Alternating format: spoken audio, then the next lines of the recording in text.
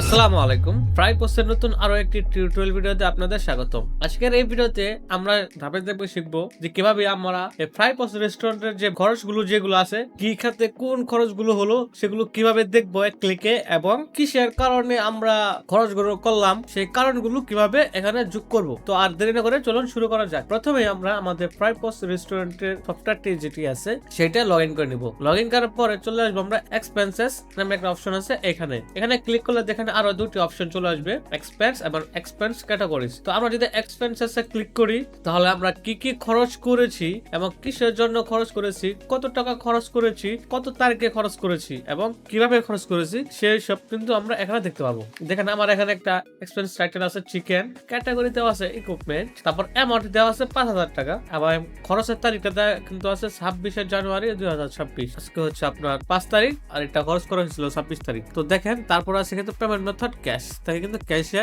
আমার এই চিকেন কেনা হয়েছিল ৫,০০০ টাকা। তো এটি যদি আপনি দেখেন যে এটা ঠিক আছে তাহলে তো হলো। আর যদি মনে করেন যে না এখানে ভুল আছে কিছু একটা, তো আপনি এখানে আপডেটে ক্লিক করে তো আপনি এটা কিসের জন্য কি হয়েছে, কোথায় ভুলটা হয়েছে সেটা সংশোধন করে আবার সেভ করে দিতে পারবেন। এবং আপনি যদি আরো খরচ অ্যাড করতে চান যে আপনি আরো খরচ করছেন সেটা এখানে যোগ করা দরকার, তাহলে অ্যাড এক্সপেন্স নামে একটা অপশন আছে এখানে দেখেন, এখানে ক্লিক করে দিবেন। তারপরে দেখেন এখানে উপরে আছে এক্সপেন্সেস, অ্যাড এক্সপেন্স টাইটেল, কিসের জন্য টাকাটা খরচ করেছেন সেটা এখানে লিখতে পারবেন। যে আমি যদি দেই যে এমপ্লয়ি স্যালারি দিলাম, এমপ্লয়ি স্যালারি এর জন্য টাকা খরচ করেছি, তো ক্যাটাগরি দিবেন। এখানে দেখেন দেওয়া আছে ক্যাটাগরি স্যালারিস নামে একটা ক্যাটাগরি দেওয়া আছে, তো আমি স্যালারিস ক্যাটাগরিটা সিলেক্ট করে দিলাম। তারপর আপনি কত টাকা খরচ করেছেন সেটা এখানে উল্লেখ করে দিবেন, যে আমি দিলাম ৮,০০০ টাকা। তারপর ডেটটা লিখে দিবেন, আমি যেহেতু আজকে দিচ্ছি, আজকে যেহেতু এন্ট্রি করছি তার মানে আমি আজকে দিয়েছি, তো আমি আজকে ডেটটা দিয়ে দিলাম। তো পেমেন্ট ডেটটা সেটা আমি আজকে দিয়ে দিলাম, ডেট দেওয়ার দরকার নেই যেহেতু আমি বাকি রাখছি না। তো পেমেন্ট স্ট্যাটাস এটাকে পেন্ডিং আছে নাকি পেড, যেহেতু আমি পেড করে দেবো তো এখানে পেড লিখে দিব। তারপর পেমেন্ট মেথড, কিসের মাধ্যমে আপনি তাকে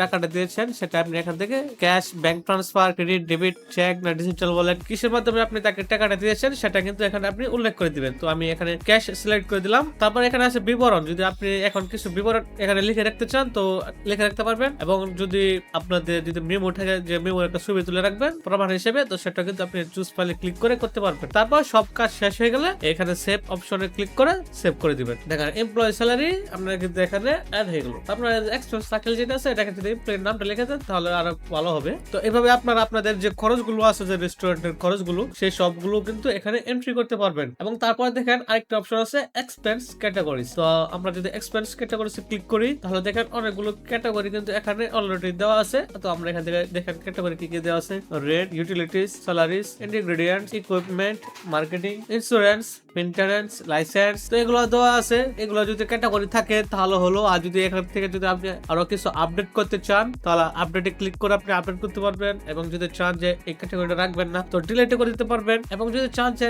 আরো নতুন কোন ক্যাটাগরি আপনি যোগ করবেন তাহলে অ্যাড এক্সপেন্স এখানে ক্লিক করে আপনি যে ক্যাটাগরির নাম লিখে চাচ্ছেন সেটার নাম কি এবং ডিসক্রিপশন, যে এই ক্যাটাগরির আন্ডারে কি কি থাকবে একটু বিবরণ লিখে দিলেন বিস্তারিত, তারপর সেভে ক্লিক করে দিবেন। তাহলে কিন্তু নতুন আরো একটি ক্যাটাগরি যোগ হয়ে যাবে। তো এই হলো আপনার রেস্টুরেন্টের খরচের লিস্ট গুলো যোগ করার নিয়ম। দেখা হচ্ছে পরবর্তী ভিডিওতে, সে পর্যন্ত ভালো থাকবেন, সুস্থ থাকবেন, আল্লাহ হাফেজ।